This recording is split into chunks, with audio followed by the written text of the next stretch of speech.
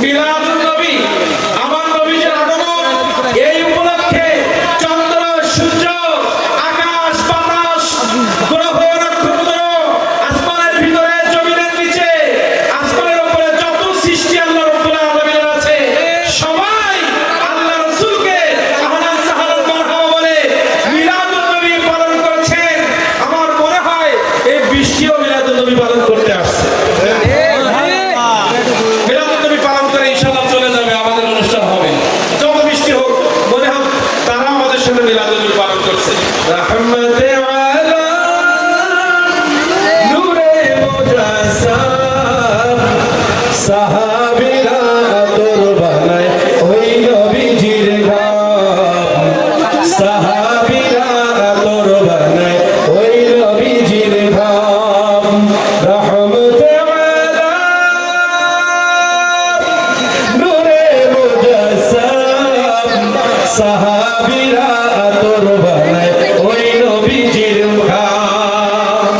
তোমরা শোনো জানো মানো কেমন আমার নবীজি, যাহার পালন চন্দ্র সূর্য তারাজি, যাহার পালন চন্দ্র সূর্য তারাজি।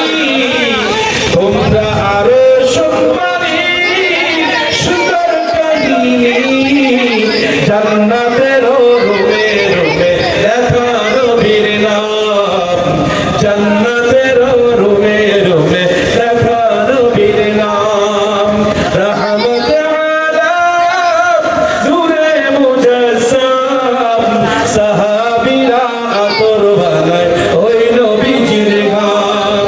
মুস্তফা খানা একটি খেজুর গাছের ডাব, যাকে ধরে খুতবা দিতেন রাসূল আকরাম, যাকে ধরে খুতবা দিতেন রাসূল আকরাম। গাছটি নবীর বিরহে কাঁদিতে রহে, হতভম্ব হলো যত সাহাবায়ে কেরাম, হতভম্ব হইল যত সাহাবায়ে কেরাম। রাহমাতে আলা নূরে মুজাসসাম সাহাবীরা আতর বানায় ওই নবীজির ঘাম, সাহাবীরা আতর বানায় ওই নবীজির ঘাম। আল্লাহু আকবার।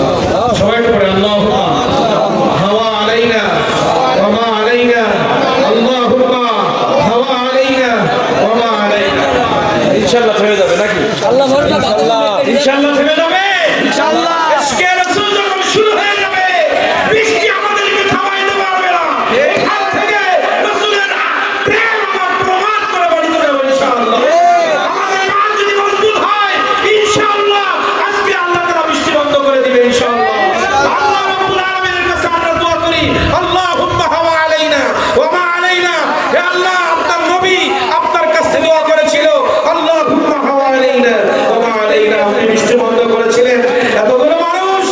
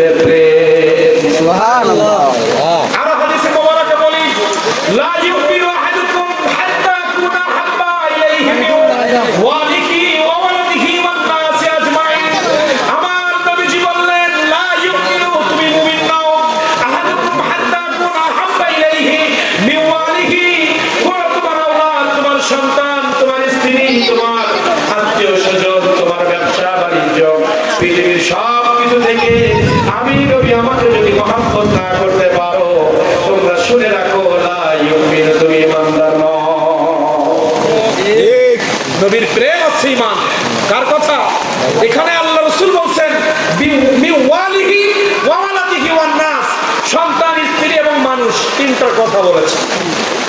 আল্লাহ রাব্বুল আলামিন আসমান থেকে বলছে, নবী আপনি তো অল্প কয়েকজনের নাম বললেন, আজমাইন দিয়ে সবকিছু বলেছেন, কিন্তু বেশি ব্যক্তির নাম হাদিসে মোবারকে আসে নাই, সন্তান, স্ত্রী এবং সবাইকে বলেছেন।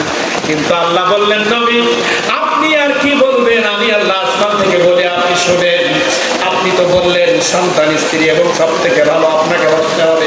আমি সূরা তাওবার মধ্যে আয়াতে মুবারাকা নাযিল করে পৃথিবীর মানুষকে বলছি, কুল, হে নবী আপনি সবাইকে বলেন, ইন কানাত আবাউকুম ওয়া আবনাউকুম ওয়া ইখওয়ানুকুম ওয়া আজওয়াজুকুম ওয়া আশীরাতুকুম ওয়া আমওয়ালুন ইক্তারাফতুমুহা ওয়া তিজারাতুন তাখশাউনা কাসাদাহা ওয়া মাসাকিনা আহাব্বা ইলাইকুম মিনাল্লাহি ওয়া রাসূলিহি। সুবহানাল্লাহ। কত বড় একটা লিস্ট আল্লাহ দিলেন নবী। আপনি তো দুইজনের কথা বলেন, আজ বললেন, আর আমি আল্লাহ বলছি বাবা, মা, সন্তান, স্ত্রী, চাচা, চাচী, খালা, খালু, ফুফা, ফুফি, ব্যবসা বাণিজ্য, চায়ের দোকান, পানের দোকান, রডের দোকান, সিমেন্টের দোকান, ঘেরের ব্যবসা, ধানের ব্যবসা, শস্যের ব্যবসা, পৃথিবীর জমিনে যত প্রকার ব্যবসা বাণিজ্য আছে সব থেকে আপনি নবী এবং আমি আল্লাহ, আল্লাহ এবং রাসূলকে যদি তারা মহব্বত না করে ইমানদার হতে পারবে না। আমরা ইমানদার দাবি করলেই হবে না। ইমানদার দাবি করার বিষয় না, ইমানদার মানার বিষয়। ইমানদার মুখে দাবি করলে ইমানদার হওয়া যায় না। ইমানদার হতে গেলে টোটাল বডিতে আমার নবীর সুন্নাহ লাগবে। নবী সুন্নাহ ছাড়া ইমানদার হওয়া যাবে না। আল্লাহ রাব্বুল আলামিন কি বললেন? আলহামদুলিল্লাহি রাব্বিল আলামিন। আল্লাহু আকবার। আল্লাহ বললেন, পৃথিবীর সবার মালিক আমি আল্লাহ। তুমি আব্দুর রহমান, জিয়াউর রহমান, তুমি দেলাওয়ার হোসাইন, তোমার রব আমি, তোমার স্ত্রীর রব আমি, তোমার ব্যবসার মালিক আমি, তোমার ধানের ব্যবসার মালিক আমি, তোমার প্রত্যেকটা বিষয়ের মালিক আমি। কিন্তু ওই জায়গায় রহমত দিবে আমার নবী মুহাম্মদুর রাসূলুল্লাহ। সুবহানাল্লাহ। আল্লাহ বলেন, আমার প্রত্যেকটা সৃষ্টির মালিক আমি, কিন্তু ওই সৃষ্টির রহমত দিবে আমার নবীর কারণে। ওই সৃষ্টির জন্য রহমত আমার নবী। ওয়া মা আরসালনাকা ইল্লা রাহমাতাল লিল আলামিন।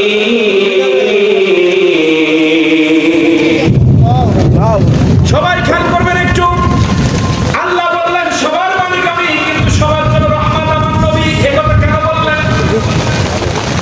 আমার মালিক আমার আল্লাহ, আমার চেহারার মালিক আমার আল্লাহ, আমার কলবের মালিক আমার আল্লাহ, আমার টোটাল বডির মালিক আমার আল্লাহ, আমার মাথার স্মৃতি শক্তির মালিক আমার আল্লাহ, আমার চোখে যে দৃষ্টি শক্তি আছে এর মালিক আমার আল্লাহ, আমার কানে যে আমি শুনি আমার কানের মালিক আল্লাহ, আমার যৌবনের মালিক আমার আল্লাহ, আমার স্ত্রীর মালিক আমার আল্লাহ, আমার ব্যবসায়ের মালিক আমার আল্লাহ।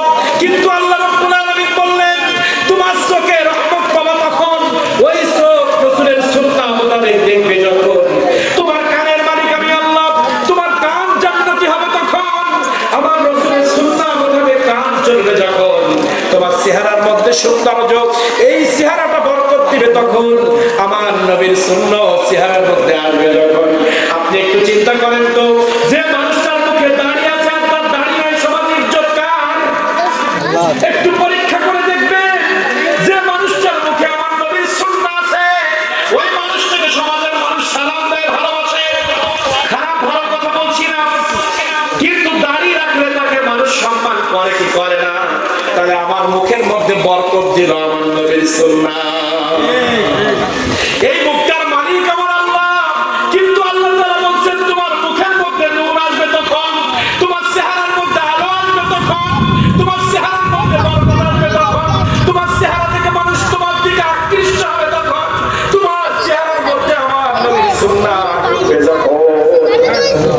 আমার সন্তানের মালিক আমার আল্লাহ। আল্লাহ রাব্বুল আলামিন বলেন, তোর সন্তানের মালিক আমি আমার আল্লাহ, কিন্তু তোর সন্তানটা যখন আমার নবীর তরিকায় চলবে, তোর সন্তান বরকত দিবে তখন। কেমন বরকত? তুই যদি তোর সন্তানকে আমার নবীর দিকে যাওয়া সুন্নাহ, আমার নবীজি দুনিয়ায় থাকতে বলে গিয়েছেন, হে পৃথিবীর পিতারা, তোমাদেরকে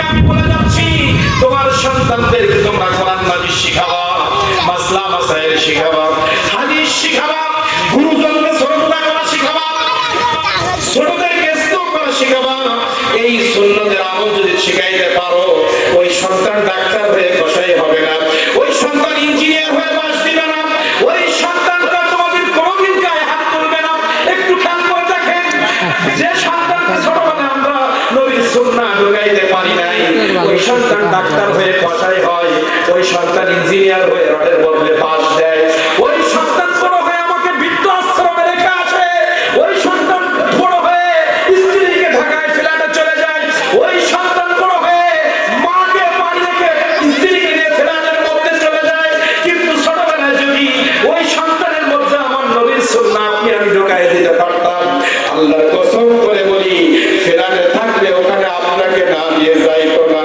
আপনার সন্তান ডাক্তার হতো কিন্তু কসাই হতো না, আপনার সন্তান ইঞ্জিনিয়ার হতো কিন্তু কোনোদিন ঘুষ খাইতো না, আপনার সন্তান এসপি হয়ে ঘুষ খাইতো না, আপনার সন্তান মন্ত্রী হয়ে সম্পদ চুরি করতো না, আপনার সন্তান মেম্বার হয়ে পরিষদের গম চাউল চুরি করতো না, আপনার সন্তান স্কুল প্রধান হয়ে স্কুলের টাকাগুলো চুরি করতো না, আপনার সন্তান পৃথিবীর যে কোনো স্তরে যখন যাইতো তখন শুধু একটা কথা চিন্তা করতো, লা তুদরিকুল আবসার ওয়া হুয়া ইউদরিকুল আবসার।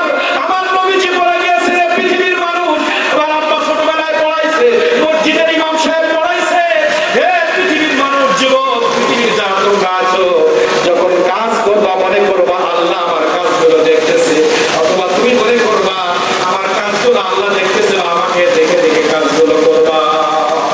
সুবহানাল্লাহ। এই শিক্ষা যখন দিব, সে ডাকাত হবে না, চোর হবে না, সুদখোর হবে না, ঘুষখোর হবে না, জিনা করবে না, অন্যের জমি ফাঁকি দিবে না, চাচার উপরে হাত উঠাইবে না, প্রতিবেশীর সাথে খারাপ ব্যবহার করবে না, কারণ নবীর আদর্শের মধ্যে এগুলো নয়। এজন্য আল্লাহ তাআলা প্রত্যেকটা শব্দ গবেষণা করতে হয়। গাছের মালিক আমার আল্লাহ বললেন আমি, কিন্তু গাছে ফল দিবে আমার নবীর রহমত হলে। সূর্যের মালিক আমি, সূর্য আলো দিবে আমার নবীর ছোঁয়ায়, কারণ চন্দ্র আলো দিবে আমার নবীর ছোঁয়ায়। তুমি সম্মানী হবে আমার নবীর আদর্শের কারণে। আজকে সমাজে একটু মিলায় দেখেন, আমরা যাদেরকে সম্মান করি তাদের ভিতরে নবীর আদর্শ না থাকলে আমরা হয়তো ভয়ে করি অথবা দায়ে পড়ে করি, কি যে মানুষ তার নবীর আদর্শ আছে তার আমরা অন্তর থেকে শ্রদ্ধা করি। মসজিদের ইমামকে কেউ স্বার্থের জন্য শ্রদ্ধা করে না, কারণ মসজিদের ইমাম কাউকে গমের কাজ করে দিতে পারবে না, মসজিদের ইমাম চাউলের কাজ করে দিতে পারবে না, মসজিদের ইমাম এমপি বানাইতে পারবে না, মসজিদের ইমাম আপনাকে চেয়ারম্যান বানাইতে পারবে না, মসজিদের ইমাম আপনাকে কোনো পজিশন দিতে পারবে না। কিন্তু ইমামের ভিতরে খোদা আছে, রাসূল আছে, ওলি আছে, সাহাবার আদর্শ আছে। এজন্য কলব দিয়ে ইমামকে ভালোবাসে। ঠিক কি না? তো নবীর আদর্শ না থাকলে কোনো বরকত কোথাও হবে না।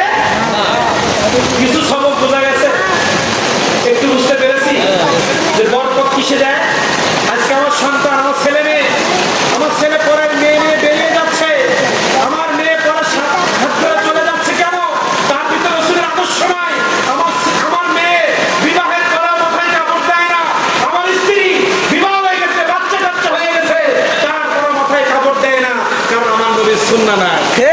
সুন্নাহ জানে না, আমার নবীর সুন্নাহ নেই বিদায় স্বামী স্ত্রীর মধ্যে দ্বন্দ্ব। আজকে রাসূলের সুন্নাতের কথা শুনেন, আছে এসে মা আয়েশা রুটি বেলতেছেন, মা আয়েশা রুটি বেলতেছেন, রাসূল করিম সাল্লাল্লাহু আলাইহি ওয়াসাল্লাম কিছু মেহমান নিয়ে বাড়িতে। আয়েশা, আমার স্ত্রী, তুমি কি করো? রুটি বেলছি, মেহমান নিয়ে আসছে, এত রুটি বেলছো, তোমার অনেক কষ্ট হয়েছে না? আমার কাছে দাও, আমি একটু কাজ করব। মা বোন যারা আছে, স্বামী যারা আছে, তাদের জন্য বলছি, রাসূলের আদর্শ যদি এই একটা সুন্নাহ যদি আমার স্ত্রীর সাথে আমি করতে পারি, আমার সংসারে কোনো অশান্তি হবে না। কি করলেন? বাইরে থেকে আসলেন, ক্লান্ত কষ্ট সহ্য করে এসে তো রাগ করতে পারতেন, খাওয়া এখনো রেডি হয় নাই কেন? এসে বলছে, তুমি এত কষ্ট করে রুটি বেলছো, আমার কাছে একটু দাও। আয়েশা রাদিয়াল্লাহু তাআলা আনহা বলছেন, এই কিছু রুটি তিনি বেলে ফেলছেন, সেকে ফেলছেন, আমার নবীজি বেললে। এখানে কিন্তু রাসূলের একটা মুজিজা আছে। এখানে দুইটা শিক্ষা, একটা আমার নবীজির পজিশন, আমার নবীজির মুজিজা, একটা আছে স্বামী স্ত্রীর মহব্বত সুন্নাহ, একটা মুজিজা, একটা সুন্নাহ। প্রত্যেকটা হাদিসে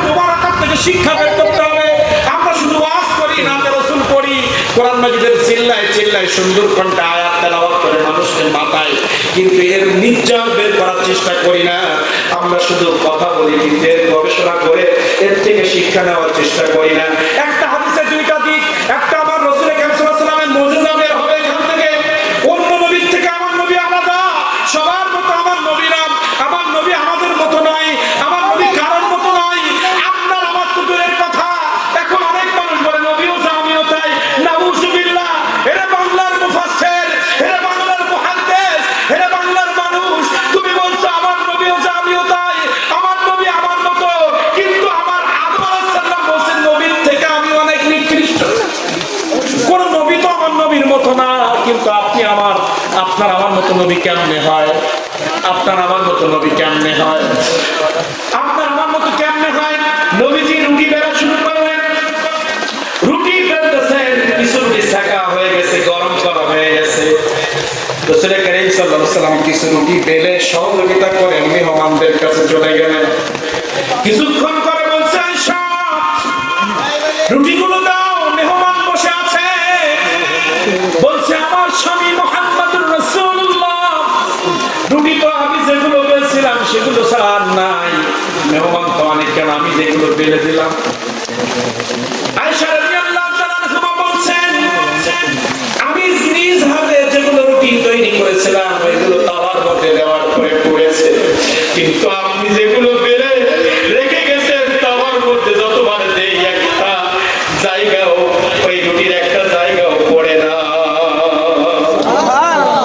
নবীর ছোঁয়া লাগছে রুটিতে, তোমরা পরিশ সহ্য করো না।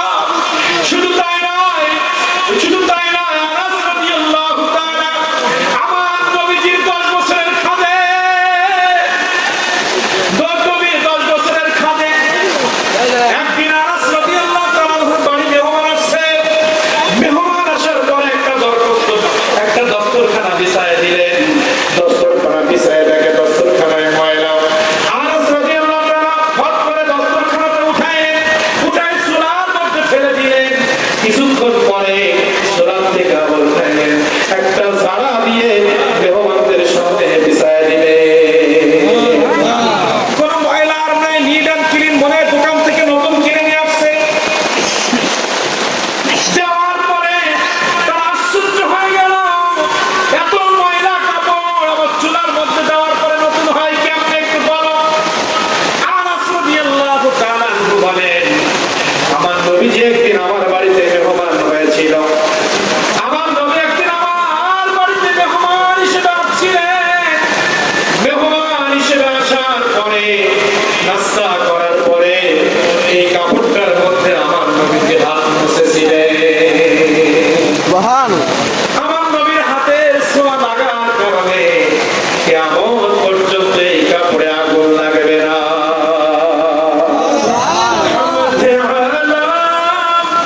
নূরে মুজাসসাম সাহাবীরা আতর বানায় ওই নবীজির ঘর, সাহাবীরা আতর বানায় ওই নবীজির ঘর।